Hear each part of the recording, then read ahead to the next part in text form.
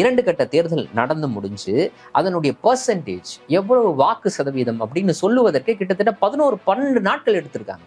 இதற்கு முன்னாடி இப்படி நடந்ததே கிடையாதுங்க. கிளியர் கட்டா ஒரு பெர்சன்டேஜ்னு சொல்றீங்களா, 12 நாள் எடுத்துக்கிட்டு மொத்தமா. அதற்கும் இதற்கும் இருக்கக்கூடிய வித்தியாசம் அப்படின்னு பாத்தீங்கன்னா கிட்டத்தட்ட 6% அளவுக்கு வித்தியாசம் இருக்குது. சில தொகுதிகள் எல்லாம் 10% வரைக்கும் டிஃபரன்ஸ் இருந்தது. இப்படி இருப்பதற்கு சாத்தியமே கிடையாது. தொகுதிகள் வாரியாக வாக்காளர்களுடைய எண்ணிக்கை இதை ஏன் தரமாட்டீங்கன்னு கேக்குறாங்க. என்ன பிரச்சனை, இதுல என்ன பிரச்சனை அப்படின்னு கேக்குறாங்க. அரெஸ்ட் பண்ணு, உள்ள வை 2 வருஷம் 3 வருஷம், அதற்கு பிறகு ஆதாரம் இல்லைன்னு கூட வெளியில விடு. ஆனா குற்றச்சாட்டு போதும் அரெஸ்ட் பண்றதுக்கு. யாருக்கு? எதிர்கட்சியை சேர்ந்த தலைவர்களுக்கு மட்டும் இது பொருந்தும். பார்மாசூட்டிக்கல் கம்பெனியோடைய director, one of the director, அவரை அரெஸ்ட் பண்றாங்க. அந்த நிறுவனம் பாஜகவுக்கு எலக்ட்ரல் பாண்ட் மூலமா பல கோடி ரூபாயை கொடுக்குது. அதற்கு பிறகு அவர் அப்ரூவர் ஆகுறாரு. அப்புறம் அவர் மேல இருக்கக்கூடிய குற்றச்சாட்டை மன்னிக்கணும்ன்ற அளவுக்கு, அவருக்கு மன்னிப்பு கொடுக்கணுன்ற அளவுக்கு இன்னைக்கு இடி போயிடுச்சு. அவர்கள் ஒரு சிக்கலான ஒரு நிலைமையில சிக்கி கொள்ளும் பொழுது அவர்கள் கையில் எடுக்கக்கூடிய ஆயுதங்கள்ல ரொம்ப முக்கியமான ஒன்று வெளிநாட்டு சதி. அதாவது அவர்களிடம் சொல்வதற்கு ஒன்றுமே கிடையாது, இல்லாட்டா நடக்காத ஒன்றை அவர்கள் சொல்லிக் கொண்டிருக்கிறார்கள். அதனுடைய ஒரு பகுதியாக தான் நம்ம இந்த வெளிநாட்டு சதின்னு பார்க்குறோம். பிரஜ்வால் ரேவண்ணாக்கு போடக்கூடிய வாக்கு, கிட்டத்தட்ட 1000 பெண்களினுடைய வாழ்க்கையை சீரழித்த இந்த பிரஜ்வால் ரேவண்ணாக்கு போடக்கூடிய வாக்கு எனக்கு போடக்கூடிய வாக்குன்னு ஒரு வாக்கு சேகரிச்சிருக்காரு. பாஜகவுக்கு முன்னாடியே தெரியுமா, காங்கிரஸுக்கு முன்னாடியே தெரியுமான்னு கேட்டீங்கன்னா ஒருவேளை காங்கிரஸுக்கு தெரிந்திருக்கலாம்னு சொல்லலாம். ஆனா பாஜகவுக்கு தெரிந்திருந்தது அப்படின்றதுக்கான ஆதாரம் இருக்கு. அரண்சை நண்பர்களுக்கு வணக்கம். அரண்சை ஊடகம் சுயேட்சையாக இயங்குவதற்காகவே உருவாக்கப்பட்டது. நாம் செய்கிற வேலை உண்மையிலேயே மக்களுக்காக செய்கிறோம் என்பதை நீங்கள் நம்பினால், வாய்ப்பு இருந்தால் இந்த ரேசர் பே QR கோடுக்குள்ளே நீங்கள் அதை ஸ்கேன் பண்ணி எங்களுக்கு உங்களால் இயன்றதை விருப்பம் இருந்தால் ஆதரவு தெரிவிக்கலாம். அரண்சை நேயர்களுக்கு வணக்கம். நான் மதநெறி உலகன். இன்றைய நமது சிறப்பு விருந்தினர் தோழர் அசீப் அவர்கள்.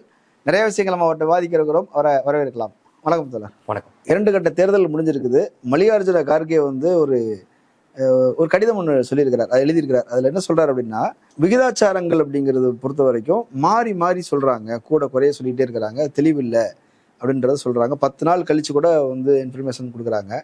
முக்கியமாக எவ்வளோ ஓட்டு விழுந்திருக்குது ஒரு தொகுதியில் அப்படிங்கிற தகவலை இன்னும் சொல்லாமல் இருக்கிறாங்க. இதில் ஏதோ ஒரு மர்மம் இருக்குது, அதை கேள்வி எழுப்புங்க என்பது போல சொல்லியிருக்கிறார் இல்லையா? இப்போ தேர்தல் கமிஷனை இவ்வளோ அச்சத்தோடு தான் அணுகணும் அப்படிங்கிற நிலைமை இருக்குதா? இல்லை, இப்போ கார்கே எழுதியிருக்கக்கூடிய கடிதம் ரொம்ப முக்கியமான ஒன்று. ஏன்னா முன்னெப்போதும் இல்லாத தேர்தல் ஆணையம், முன்னெப்போதும் இல்லாத வகையில் தேர்தல் நடைபெற்று, அதாவது இதுவரைக்கும் 2 கட்ட தேர்தல் முடிஞ்சிருக்கு, இன்னைக்கு 3வது கட்ட தேர்தல் நடந்துகிட்டு இருக்கு. 2 கட்ட தேர்தல் நடந்து முடிஞ்சு அதனுடைய பெர்சன்டேஜ் எவ்வளவு வாக்கு சதவீதம் அப்படின்னு சொல்லுவதற்கு கிட்டத்தட்ட 11-12 நாட்கள் எடுத்திருக்காங்க. இதற்கு முன்னாடி இப்படி நடந்ததே கிடையாதுங்க. தொழில்நுட்பம் வளர்ந்துருக்கு, நீங்க EVM தான் பயன்படுத்துறீங்க, எல்லாமே ரொம்ப எளிதான ஒரு விஷயம். எவ்வளவு பர்சன்டேஜ்ன்றதை கண்டுபிடிக்கிறதுக்கு உங்களுக்கு எதுக்கு 12 நாள்? முதற்கட்ட தேர்தல் முடிஞ்சு 10 நாள் கடந்து, 2ஆம் கட்ட தேர்தல் முடிஞ்சு கிட்டத்தட்ட 4-5 நாட்கள் கடந்து நீங்க இந்த 2 கட்ட தேர்தலுடைய பெர்சன்டேஜை கொடுக்குறீங்க. இது ஒன்று 66.7, இன்னொன்று 66.14ன்ற மாதிரி ஒரு பெர்சன்டேஜை கொடுக்குறீங்க.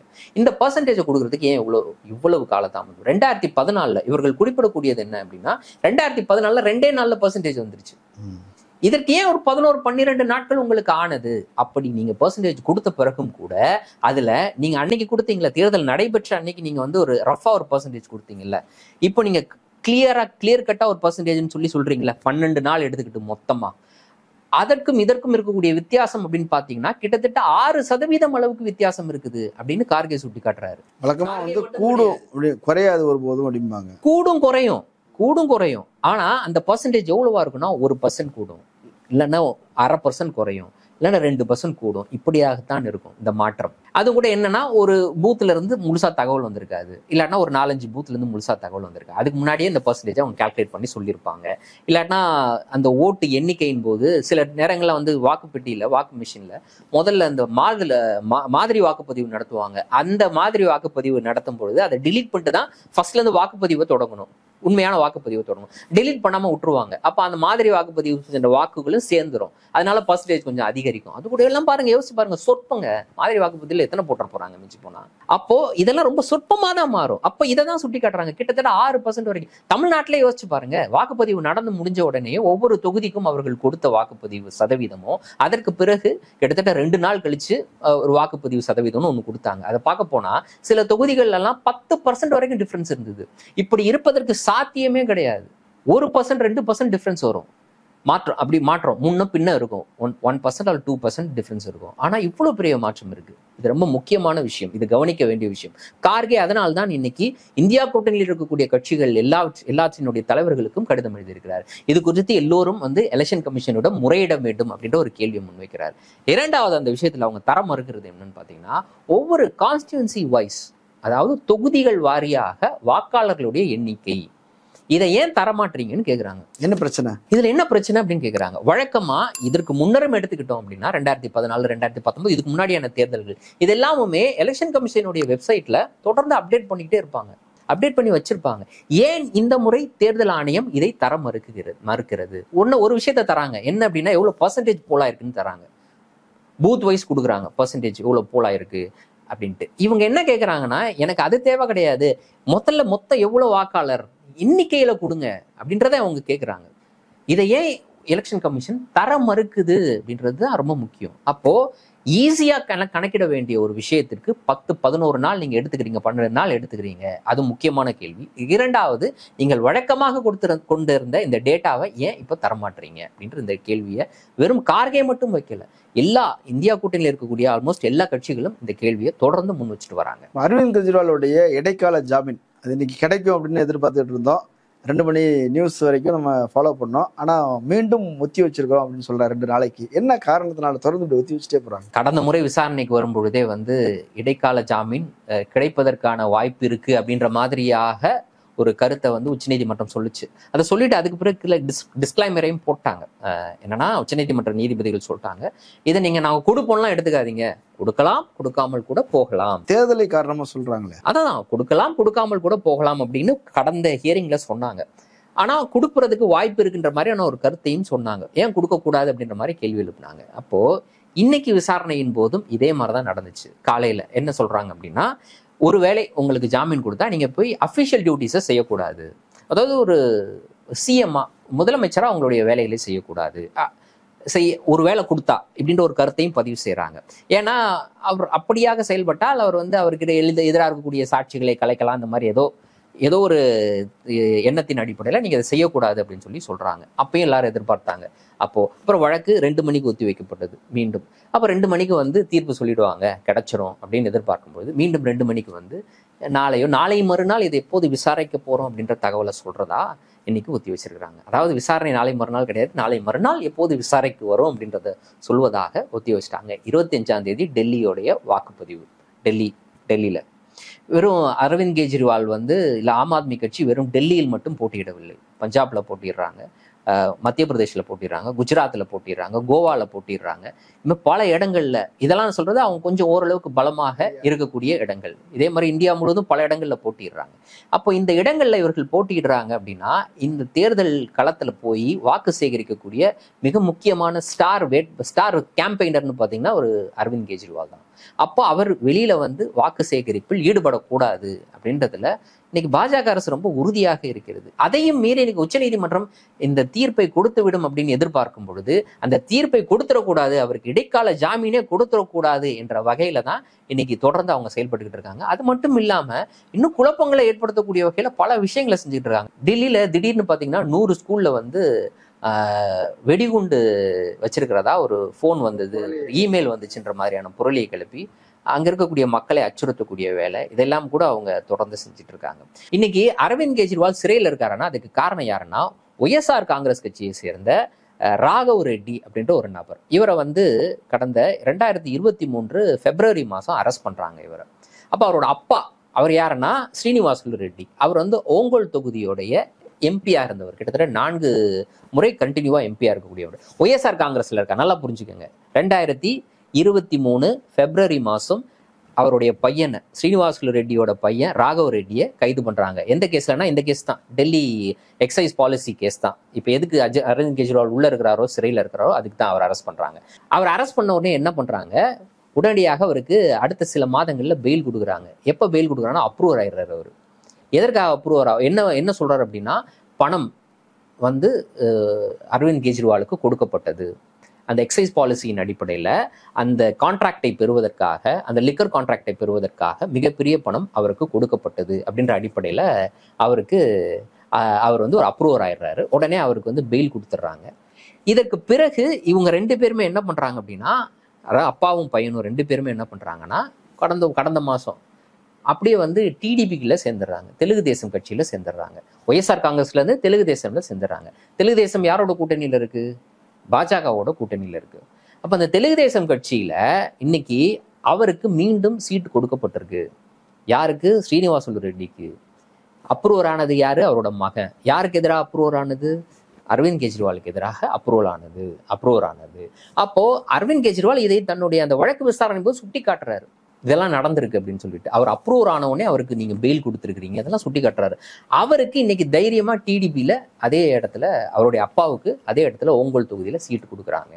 இது ஒட்டுமொத்தமா பார்க்கும் பொழுது நீங்க இன்னைக்கு பாஜகவுக்கு ஆதரவாக ஏதாவது ஒன்று செய்தீர்கள் என்றால், பாஜக யாரை எதிர்க்கிறதோ அவர்களை எதிர்க்கக்கூடிய வகையில் நீங்களுக்கு உதவி செய்தீர்கள் என்றால், நாங்க எதையுமே பற்றி கவலைப்படாம உங்களுக்கு தேவையானதை நாங்கள் தொடர்ந்து செய்து கொண்டிருப்போம் அப்படின்றதுக்கான உதாரணமா நாம பல விஷயங்கள் எடுக்கலாம். அதுல ஒண்ணு இதுதான். அப்போ இன்னைக்கு அரவிந்த் கெஜ்ரிவால் வெளியில வரக்கூடாது அப்படின்றதுல இன்னைக்கு உறுதியாக இருக்கிறாங்க. அப்படிதான் நம்ம அதை பார்க்கணும். இன்னொன்னு, இப்போ என்ஐஏ வந்து அவரை வந்து விசாரிக்கணும் அப்படின்னு ஒன்று சொல்றாங்க. அது வந்து ஒரு தீவிரவாத அமைப்புல இருந்து ஒரு பணம் வாங்கிட்டாரு வெளிநாட்டுல இருந்து அப்படின்னு திடீர்னு ஒரு குண்டத்துக்கு போடுறாங்க. அதான் நான் சொன்னேன்ல, கடந்த முறை விசாரணைக்கு வரும்பொழுது உச்சநீதிமன்றம் ஒரு கருத்தை தெரிவிக்குது. ஏன் அவருக்கு பெயில் கொடுக்க கூடாது அரவிந்த் கெஜ்ரிவால்? உடனடியாக ஏதாவது பண்ணணுமே. ஒருவேளை பெயில் கொடுத்துட்டாங்கன்னா வெளில வந்துட்டாருன்னா என்ன பண்றது? அப்போ அவரை இன்னொன்னுல லாக் பண்ண வேண்டிய தேவை இருக்கு. அப்போ இன்னொன்னுல எப்படி லாக் பண்ணலாம்? அப்போ யாராவது ஏதோ ஒண்ணுக்கு கம்ப்ளைண்ட் கொடுக்கணும். கம்ப்ளைண்ட் கொடுத்தா அதன் அடிப்படையில் அவர் மேல நடவடிக்கை எடுக்கலாம் அப்படின்ட்டு யோசிச்சு ஒரு அமைப்பு கிட்ட இருந்து கம்ப்ளைண்ட் வாங்குறாங்க. World Hindu forum of India அப்படின்ற மாதிரி ஏதோ ஒரு அமைப்பு. அந்த அமைப்பு அரவிந்த் கெஜ்ரிவால் அமெரிக்காவுக்கு வந்த சமயம், அந்த டைம்ல சீக்ஸ் ஃபார் ஜஸ்டிஸ்ன்ற அமைப்பு இருக்குல்ல, அது இந்தியாவில் தடை செய்யப்பட்ட அமைப்பு. அது வந்து காலிஸ்தான் தனிநாடு கோரி போராடக்கூடிய அமைப்புகள்ல ஒன்று அப்படின்ற அடிப்படையில் அது தடை செய்யப்பட்டிருக்கு. அந்த அமைப்பு கிட்ட இருந்து கிட்டத்தட்ட $16 மில்லியன் வரைக்கும் பணம் ஆம் ஆத்மி கட்சிக்கு போய் சேர்ந்திருக்கிறது. அப்போ அவர் அங்க அமெரிக்கா வந்த சமயத்துல அவர் அங்க இருக்கக்கூடிய சீக்ஸ் ஃபார் ஜஸ்டிஸ் அமைப்பை சேர்ந்தவர்களை சந்தித்தார். இந்த சந்திப்பின் போது தான் இந்த பேரம் நடந்துச்சு. இந்த பேரத்தின் அடிப்படையில பணம் ஆம் ஆத்மி கட்சிக்கு கொடுக்கப்பட்டிருக்கு. அப்பவே தடை செய்யப்பட்ட அமைப்பிடமிருந்து ஆம் ஆத்மி கட்சி பணம் வாங்கி இருக்கிறது. ஆகவே இது தொடர்பாக விசாரணை நடத்தணும்ன்ற ஒரு கம்ப்ளைண்ட். இந்த கம்ப்ளைண்ட்டுக்கு வந்து என்ஐஏ விசாரணை நடத்தணும்னு ஒப்புதல் கொடுக்குறாரு டெல்லியோட துணைநிலை ஆளுநர். இது உடனடியாக நடக்குது நேற்று. அப்போ இது ஒரு திட்டம். இப்போ இதை நம்ம எப்படி புரிந்து கொள்ளணும் அப்படின்னா, ஒருவேளை இதுல பெயில் கொடுத்தாங்கன்னா, எக்ஸைஸ் பாலிசி கேஸ்ல இருந்து ஒரு பெயில் கொடுத்தாங்கன்னா, அடுத்த கட்டம் வாசல்ல ஜெயில் வாசல்ல என்ஐஏ தயாரா ரெடியா நின்றுட்டு இருக்கும். அப்போ உடனே அப்படியே தூக்கி உட்கார வச்சு போட்டு அவர் யூஏபிஏ, கண்டிப்பா யூஏபிஏல தான் அவங்கள தூக்கி உள்ள போடுவாங்க. தடை செய்யப்பட்ட அமைப்பு இருந்து பணம் வாங்கினார்னா யூஏபிஏ தான். யூஏபிஏ எல்லாம் வந்து அவர் அப்புறம் பெயில் கிடைக்கிறதுக்கு 2 வருஷம், பெயில் பற்றி யோசிப்பதற்கே ஒரு 2 வருஷம் ஆகும். இல்ல, அதுக்கு ஆதார் எதுவுமே தேவையில்லையே. இப்போ ஒரு யாரோ ஒருத்தர் புகார் தானே கொடுத்துருக்காங்க. பணம் பரிமாற்றம் நடந்ததுக்கு ஒரு வங்கி மூலமா நடந்தது அல்லது நேர்ல பார்த்தோம் போட்டோ எதுவுமே இல்லாம எப்படி? லாஜிக்கான கேள்வி, ரொம்ப லாஜிக்கான கேள்வி. இதே கேள்வியை தான் அரவிந்த் கெஜ்ரிவால், மணிஷ் சிசோடியா, இந்த எக்ஸைஸ் பாலிசி கேஸ்ல உள்ள இருக்கக்கூடிய எல்லாருமே தொடர்ந்து எழுப்பிட்டு இருக்குது. ஏங்க பணம் வாங்கணும்னு சொன்னீங்கல்ல, நாங்க எக்ஸைஸ் பாலிசின்னு ஒன்று கொண்டு வரோம் டெல்லிக்குன்னு ஒரு தனியான லிக்கர் பாலிசி. அங்க வந்து மது எப்படியாக விற்பனை செய்ய போகிறோம் அப்படின்றதுக்கான புது கொள்கையை வகுக்கிறோம். அந்த கொள்கையின் அடிப்படையில சில கார்ட்டல்ஸ் இருக்காங்க, அதாவது மது உற்பத்தி செய்யக்கூடிய நிறுவனங்கள், இவங்கெல்லாம் தங்களுக்குள்ள ஒருங்கிணைந்து ஒரு கார்ட்டலா செயல்படுறாங்க. இந்த கார்ட்டல்ஸ் வந்து பெரிய அளவுக்கு பணம் சம்பாதிப்பதற்கான வாய்ப்பை இந்த பாலிசி ஏற்படுத்தி கொடுக்குது. இதுதான் அவங்க மேல குற்றச்சாட்டு. இந்த பாலிசி அவர்களுக்கு சாதகமாக இருந்த காரணத்தினால் இந்த கார்ட்டல்ஸ்லாம் என்ன பண்றாங்கன்னா, கோடிக்கணக்கான ரூபாயை ஆம் ஆத்மி கட்சிக்கு கொடுக்குறாங்க. அந்த பணத்தை வாங்கிய ஆம் ஆத்மி கட்சி அதை தேர்தல் செலவுக்கு பயன்படுத்தி இருக்கு. குறிப்பா கோவாவோட தேர்தல் செலவுக்கு, கோவாவோட சட்டமன்ற தேர்தல் செலவுக்கு அதை பயன்படுத்திச்சு. இதாங்க குற்றச்சாட்டு. இப்போ இவங்கெல்லாம் கேட்கறது என்ன அப்படின்னா, அதாவது சிறையில் இருக்கக்கூடிய மணிஷ் சிசோடியாவும் அரவிந்த் கெஜ்ரிவாலும் இல்ல இன்னைக்கு கவிதா அவர்களும் கூட எல்லாருமே கேட்கக்கூடிய கேள்வி, சரிங்க பணம் வந்துச்சுன்றீங்களே, பணத்தை காட்டுங்க. இல்ல பணம் வேற ஏதாவது மாறிடுச்சா, பணத்தை வந்து எங்கேயாவது இன்வெஸ்ட் பண்ணிட்டாங்க, இல்லைன்னா கட்டுக்கட்டா ஒரு இடத்துல வச்சிருக்காங்க, இல்லாட்டினா வேற ஏதோ சொத்துக்களா வாங்கிட்டாங்க, இல்லாட்டினா இவர் கையில கொடுத்தாங்க அவர் அந்த பணத்தை இன்னும் வச்சிருக்கிறாரு, இல்லைன்னா இவர் கையில கொடுத்தாங்க அதை அவர் செலவு பண்ணார். ஏதாவது ஒண்ணு இருக்கணும்ல. ஒரு குற்ற செயல் நடந்தா அந்த குற்ற செயலுக்கு ஆதாரம்னு ஏதாவது ஒண்ணு கொடுக்கணும்.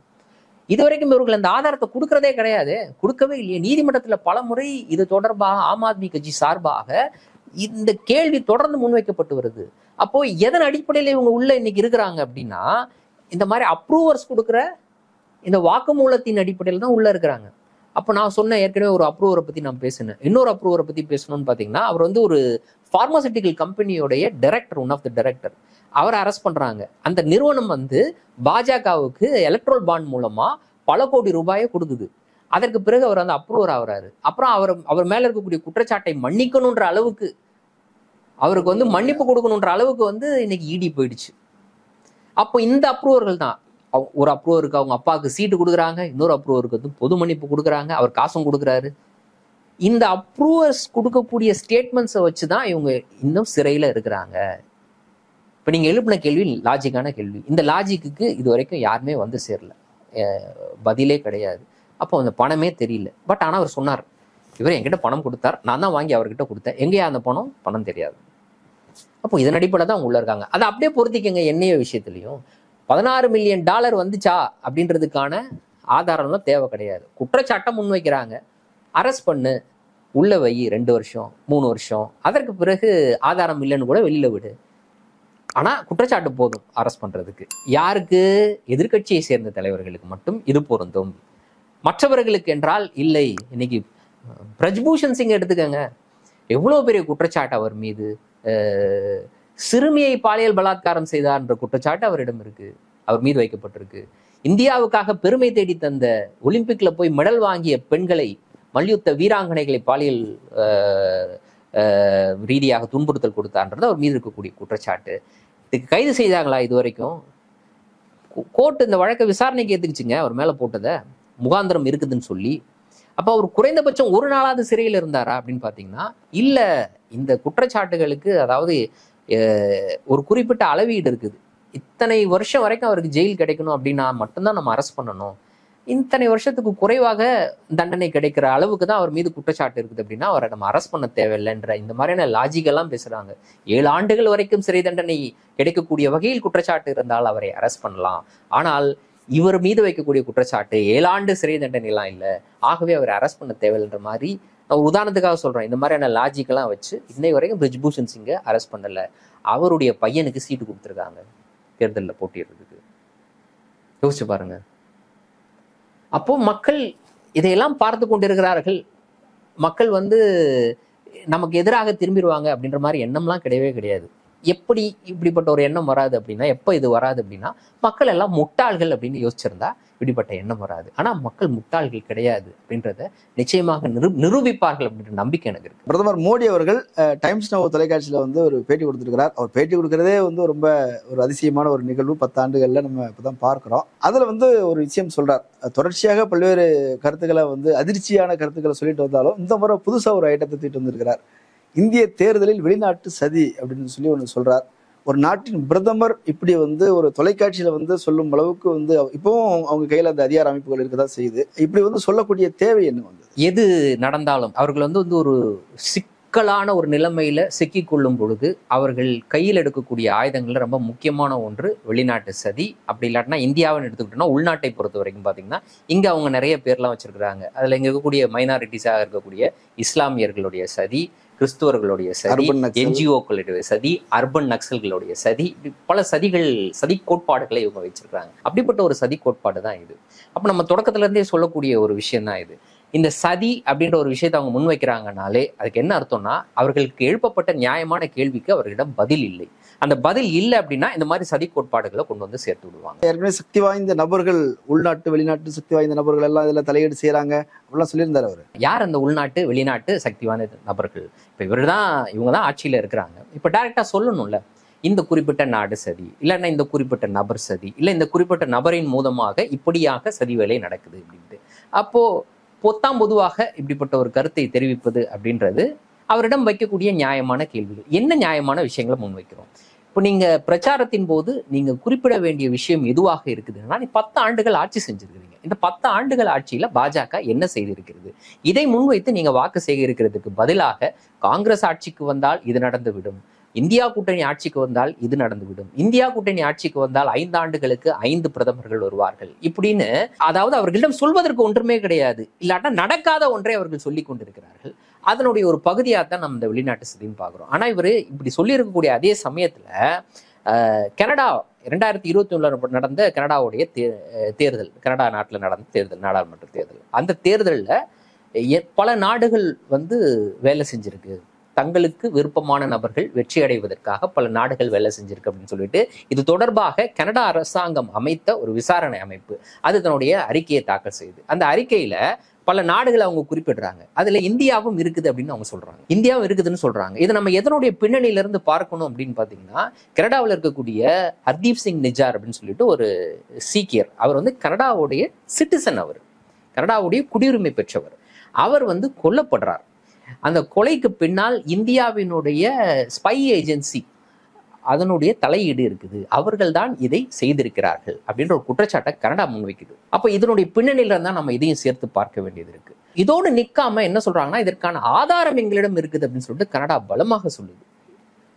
இப்ப சமீபத்துல 2-3 நாளுக்கு முன்னாடி 3 இந்தியர்களை வந்து கைது செஞ்சிருக்கிறாங்க இந்த கொலை தொடர்பாக. அப்ப அந்த கொலை எப்படி நடந்துச்சுன்னு கனடா அரசாங்கம் சொல்லுது அப்படின்னா, இந்தியாவில் இருக்கக்கூடிய RAW, இந்த வெளிநாட்டு உளவு நிறுவனமான RAW யாரையோ வந்து இவரை கொலை செய்வதற்கு வேலைக்கு ஆட்களை அமர்த்தி அவர்கள் அந்த கொலையை செய்திருக்கிறார்கள். யாருக்காகனா RAWக்காக செய்திருக்கிறார்கள், அப்படிதான் குற்றச்சாட்டு.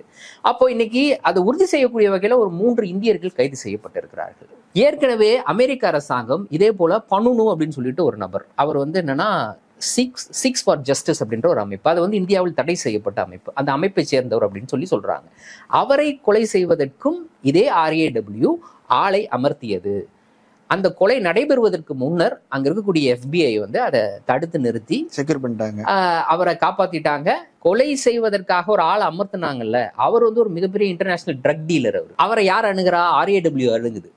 அணுகி அவரை வந்து இந்த மாதிரி இந்த பனுனு அப்படின்னு ஒரு நபர் இருக்கார், அவர் நீங்க கொலை செய்யணும் அப்படின்னு சொல்றாரு. அவர் என்ன பண்றாரு, அந்த ட்ரக் டீலரு அவர் என்ன பண்றாரு, அங்க இருக்கக்கூடிய அமெரிக்காவில் இருக்கக்கூடிய ஒரு இது மாதிரி ஒரு அடியாளை அப்பாயிண்ட் பண்றாரு.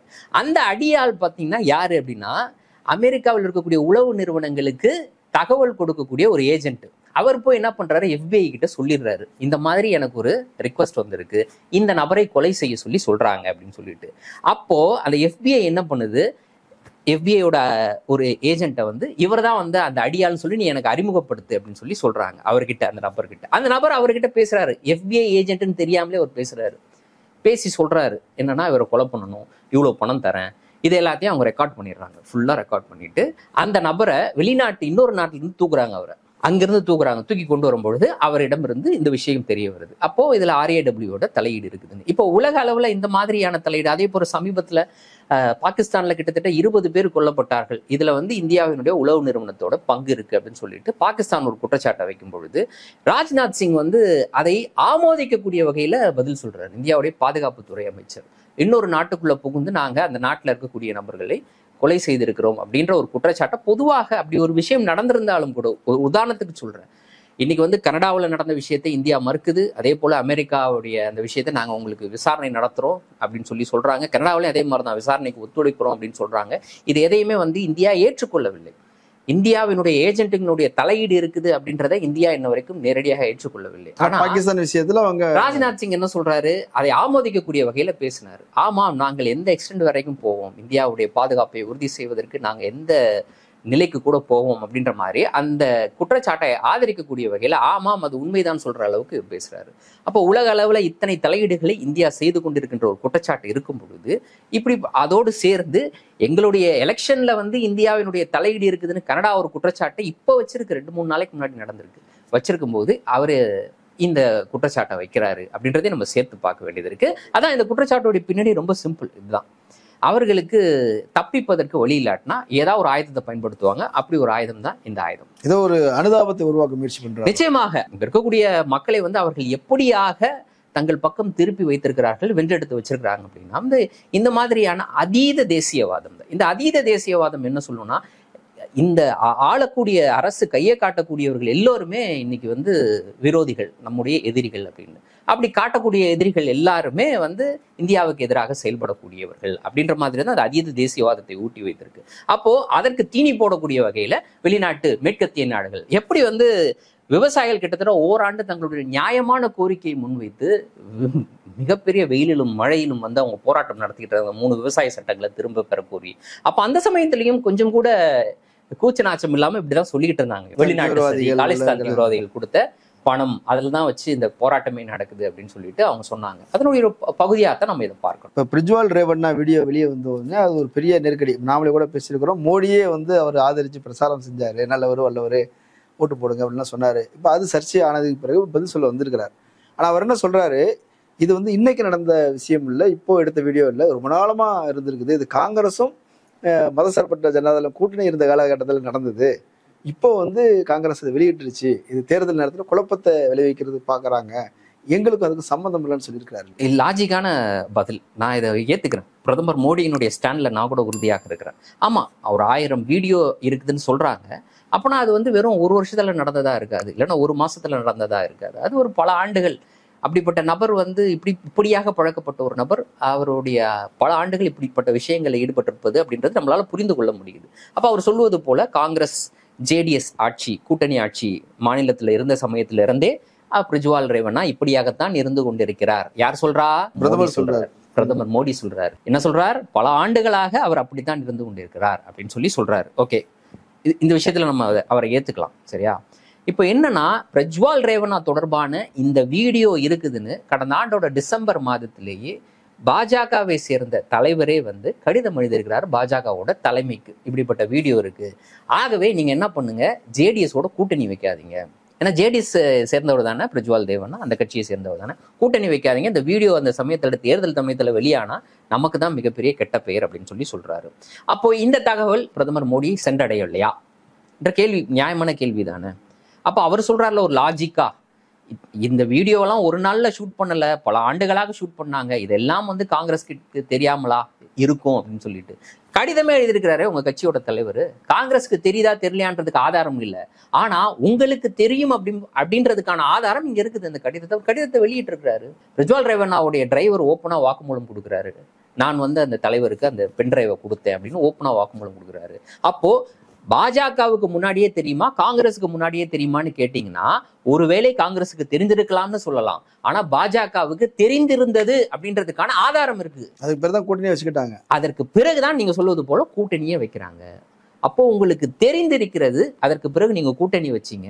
அதோடு நிக்காம இன்னைக்கு சொல்றாருல்ல, காங்கிரஸ் கட்சி இந்த வீடியோவை இப்படியாக பயன்படுத்துது, அவங்களுக்கு முன்கூட்டியே தெரிஞ்சிருந்தது அப்படின்னு சொல்லிட்டு.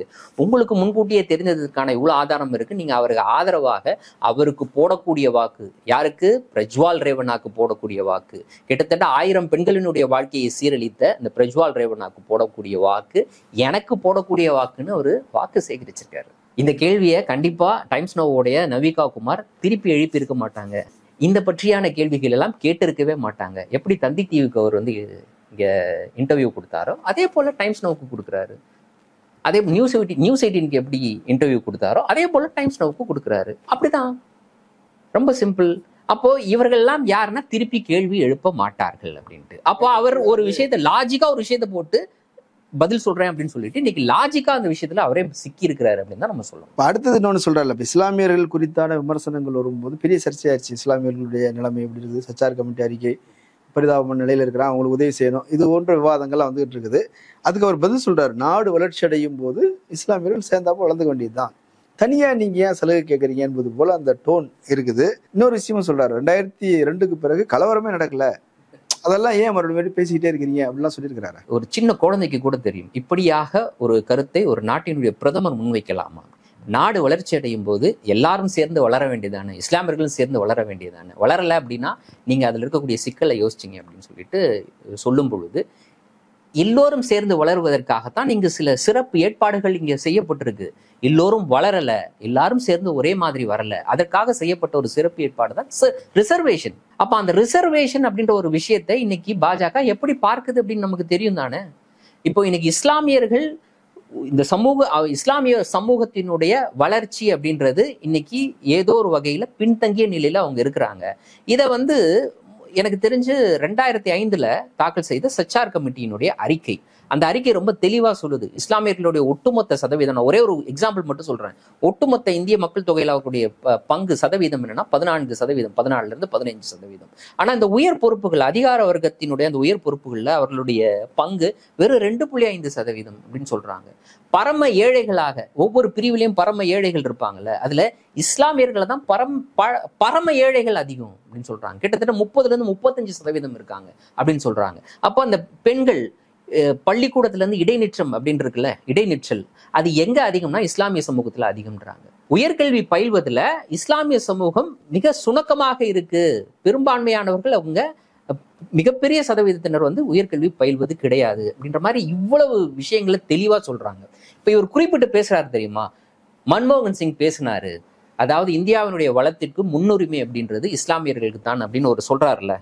அவர் ஆக்சுவலா வெறும் இஸ்லாமியர்களை மட்டும் சொல்லல, பிற்படுத்தப்பட்ட பட்டியல் சமூகத்தை சேர்ந்த பழங்குடியினர் எல்லாரையும், அது கடைசியா தான் மைனாரிட்டின்னு சொல்றாரு, அதுக்கு பிறகு இஸ்லாமியர்னு சொல்றாரு. ஓகே, ஏன் அதை சொன்னாரு? 2006 அவர் பேசுறாரு. நான் சொல்ல சச்சார் கமிட்டி அறிக்கை தாக்கலானது 2005. 2006 டெவலப்மெண்ட் கவுன்சிலோட கூட்டத்துல பேசுறாரு. அப்போ இதையெல்லாம் சுட்டிக்காட்டி தான் அவர் பேசுறாரு.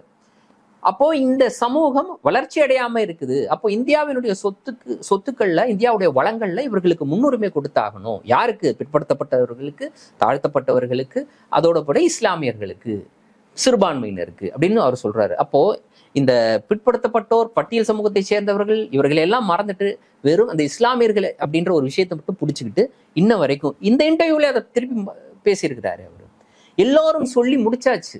அவர் மன்மோகன் சிங் பேசினது அதனுடைய பின்னணி இதுதான் அப்படின்னு சொல்லிட்டு எல்லாருமே புட்டு வச்சாச்சு. ஆனா இன்னைக்கு ஒரு பக்கம் அதை சொல்றாரு, நாடு வளரும் பொழுது இவர்களும் சேர்ந்து வளரவில்லை அப்படின்ற போது, ஏன் வளரல? அப்போ வளரலைன்னா நீங்க என்ன பண்ணணும்? அப்பயே பட்டியல் சமூகத்தை சேர்ந்தவர்கள் வளரல, பிற்படுத்தப்பட்ட சமூகத்தை சேர்ந்தவர்கள் வளரல, என்ன பண்ணீங்க? அவர்களுக்கு இடஒதுக்கீடு கொடுத்துருக்கோம். அப்போ இஸ்லாமியர்களுக்கு இடஒதுக்கீடு அப்படின்றது, அதுவும் தனி இடஒதுக்கீடு அப்படின்றது இன்னைக்கு தேவையா இல்லையா? ஆனா இவரே இப்படி சொல்லிவிட்டு இன்னொன்னு சொல்றாரு, இந்தியா முழுவதும் இதுதான் பேசிக்கிட்டு இருக்காங்க. பாஜக இது ஒரு பிரச்சாரமாவே எடுத்துட்டு போகுது, பிரச்சார வீடியோ போட்டுக்கிட்டு இருக்காங்க. என்ன அப்படின்னா, காங்கிரஸ் இந்தியா கூட்டணி ஆட்சிக்கு வந்த உடனே என்ன பண்ணுவாங்க அப்படின்னா, ரிசர்வேஷனை எல்லாத்தையும் பிடுங்கி யார்கிட்ட இருந்து பிற்படுத்தப்பட்ட பட்டியல் சமூகத்தை சேர்ந்தவர்களுக்கு கொடுக்கக்கூடிய அந்த ரிசர்வேஷனை பிடுங்கி இஸ்லாமியர்களுக்கு கொடுத்து விடுவாங்க அப்படின்றத வீடியோவா இன்னைக்கு பரப்பிக்கிட்டு இருக்கிறாங்க. இந்தியா கூட்டணியில அப்படிப்பட்ட எந்த திட்டமும் இல்லை, அப்படிப்பட்ட தேர்தல் வாக்குறுதி காங்கிரஸ் கட்சி கொடுக்கவும் இல்லை. அவர்கள் சொல்லாத ஒரு விஷயத்தை இவர்கள் சொன்னதாக இன்ன வரைக்கும் பரப்பி கொண்டிருக்கிறார்கள். இது அப்பட்டமாக இரண்டு சமூகத்தினருக்கு இடையே பிளவை ஏற்படுத்தக்கூடிய ஒரு கருத்து. இது தேர்தல் நடத்தை விதிமுறைகளுக்கு அப்பட்டமாக எதிரான ஒரு விஷயம். இதை தொடர்ந்து செஞ்சுக்கிட்டு இருக்கு பாஜக. கர்நாடகாவுடைய பாஜக ட்விட்டர் ஹேண்டல்ல இன்னைக்கு வரைக்கும் அந்த வீடியோ இருக்குது. அந்த வீடியோவை இது வரைக்கும் அவங்க நீக்கவே இல்லை. ஏற்கனவே தேசிய அளவில் பாஜகவோட இன்ஸ்டாகிராம் பக்கத்துல இப்படிப்பட்ட ஒரு வீடியோவை போட்டாங்க. எல்லாருமே அதை ரிப்போர்ட் பண்ணி அந்த வீடியோவை தூக்க வச்சோம். ஆனா இன்னைக்கு அந்த வீடியோ இன்ன வரைக்கும் இருக்குது. தேர்தல் கமிஷன் வாயை புத்திக்கிட்டு இருக்கு. ரெண்டாவது ஒன்று சொல்றாரு, இந்தியாவில் 2002 பிறகு பெரிய கலவரம் இல்லை அப்படின்னு சொல்லிட்டு. இது எவ்வளவு பெரிய பொய், சாதாரணமா எல்லாருக்குமே தெரியும். டெல்லியில நடந்தது, கடைசியாக டெல்லியில் நடந்த 2020 டெல்லியில நடந்த கலவரம் கடைசியாக நம்ம சொல்றது. அதுக்கு பிறகு ஜஹாங்கீர்பூர்ல நடந்த சின்னது, நூஹ் ஹரியானா மாநிலம் நூஹ்ல நடந்த ஒரு கலவரம், டெல்லியில ஜஹாங்கீர்பூர்ல நடந்த கலவரம், அதற்கு முன்னாடி டெல்லியில 2020 வடகிழக்கு டெல்லியில நடந்த கலவரம், அதற்கு முன்னாடி 2013 முசாஃபர் நகர்ல நடந்த கலவரம். இப்படி நம்ம சொல்லிக்கிட்டே போகலாம். அதுக்கு முன்னாடி 2007 2008 கந்தமால்ல நடந்த கலவரம். கந்தமால் கலவரம்லாம் ஞாபகம் இருக்குங்களா? யார் நடத்துனது? அதை யாருக்கு எதிராக நடத்துனது? அதுல ஒரு 36 37 பேர் கிறிஸ்தவர்கள் கொல்லப்பட்டார்கள். முசாஃபர் நகர் கலவரம், அதுல கிட்டத்தட்ட 50 பேர் கொல்லப்பட்டார்கள். டெல்லி கலவரம் 50க்கும் மேற்பட்டவர் கொல்லப்பட்டாங்க. இந்த கலவரங்கள் எல்லாம் பின்னணியாக இருந்தவர்கள் யார்? இன்னைக்கு அவர் பேசுறாரு கலவரமே நடக்கல அப்படின்னு சொல்லிட்டு. பின்னணியா இருந்ததே நீங்க தாங்க, உங்க கட்சி தாங்க எல்லா கலவரத்துக்கும் காரணம். இன்னும் சொல்லிக்கிட்டே போலாம். சின்ன சின்னதா அங்க இங்க பீகார்ல சமீபத்துல நடந்த அந்த மோதல், இது மாதிரி நிறைய இன்னைக்கும் கூட அவங்க அதைத்தான் எதிர்பார்த்து காத்து கொண்டு இருக்கிறார்கள். அப்போ எவ்வளவு பெரிய பொய்யா அவங்க சொல்றாங்க. எதிரில் உட்கார்ந்துருக்கக்கூடிய பத்திரிகையாளர்கள் ஒரே ஒரு கேள்வி கூட அவங்களால ஏன் கேட்க முடியல? ஏங்க இப்படி ஒரு கலவரம் நடக்கலையா? முசாஃபர் நகர்ல கலவரம் நடக்கலையா? கந்தமால்ல கலவரம் நடக்கலையா? அதே போல டெல்லியில நடந்துச்சுங்க. இப்போங்க நீங்க மற்றதெல்லாம் கூட விட்டுருங்க, டெல்லியில இப்ப நடந்துச்சுங்க கலவரம். உங்க ஆட்சியில தானே 54 பேர் செத்தாங்கல்ல இந்த கலவரம். அப்படின்ற ஒரு கேள்வியை கூட எழுப்புவதற்கு தயாராக இன்னைக்கு பத்திரிகையாளர்கள் இல்லை. இதை இந்த பாஜக தனக்கு சாதகமாக பயன்படுத்திக் கொள்ளுகிறது. இதுவே ஒரு நேர்மையான கேள்விகள் எல்லாம் நியாயமாக கேட்கப்படும் அப்படின்னா இந்த மாதிரி இன்டர்வியூக்கே அவர் ஒத்துக்க மாட்டார். முதல்ல மோடி உட்கார மாட்டார், பேச மாட்டார். அது எல்லாருக்குமே தெரியும். அதனால 10 வருஷமா பேசாம தேர்தல் சமயத்துல யார் தனக்கு சாதகமாக நான் எதிர்பார்க்கக்கூடிய கேள்விகளை மட்டும் கேட்பார்கள், துணை கேள்வி கேட்க மாட்டார்கள், நான் பொய் சொன்னாலும் கூட அதை அப்படியே சிரித்து கொண்டு ஏற்றுக்கொள்வார்கள் அப்படின்னு அவங்க டார்கெட் பண்ணி சிலரை ஃபிக்ஸ் பண்ணி அவர்களோட இன்டர்வியூ கொடுத்து கொண்டிருக்கிறார்கள் இந்த நேர்காணல். இப்ப இதே கேளுங்களேன், மோடி தான் பேசல நீங்களே இப்ப பேசுறாரு, இப்ப பேசினாலும் கூட நீங்க இப்படிதான் குறை சொல்லுவீங்களா அப்படின்னு தமிழ்நாட்டில் இருக்கக்கூடிய பாண்டே போன்ற நபர்கள்லாம் இந்த மாதிரியான அறிவுபூர்வமான கேள்விகளை முன்வைப்பாங்க. அந்த அறிவுபூர்வமான கேள்விகளுக்கு முன்வைக்கக்கூடிய நபர்களுக்கு நாம் சொல்லக்கூடிய பதில், இதற்கு பேர் நேர்காணல் கிடையாது, இதற்கு பேர் பத்திரிகையாளர்கள் சந்திப்பு கிடையாது. இந்த நேர்காணல்களை நடத்தக்கூடியவர்கள் உண்மையில் பத்திரிகையாளர்களாக இருந்து நடத்தவில்லை. நவிகா குமாராக இருக்கட்டும், இங்க ஹரிஹரனாக இருக்கட்டும், இல்ல அசோக வர்ஷினியாக இருக்கட்டும், இவர்கள் எல்லாருமே மோடியினுடைய பக்தர்களாக, தன் எதிரில் உட்கார்ந்திருக்கவர் மோடி இல்ல ஒரு கடவுள் அப்படின்ற ரேஞ்சில் அவரையெல்லாம் எதிர்த்து கேள்வி கேட்க முடியுமா அப்படின்னு யோசிக்கக்கூடிய நபர்கள். அவர்களாக பார்த்து அவர் உட்கார்ந்து பேசிட்டு போறாரு, கேள்விக்கு பதில் சொல்லல, பேசிட்டு போறாரு, அவ்வளவுதான். அந்த பேசுவதை இவர்கள் கேட்டுக்கிட்டாங்க. உங்களுடைய கருத்துக்களை மக்கள் பரிசீலிக்கட்டும். நன்றி.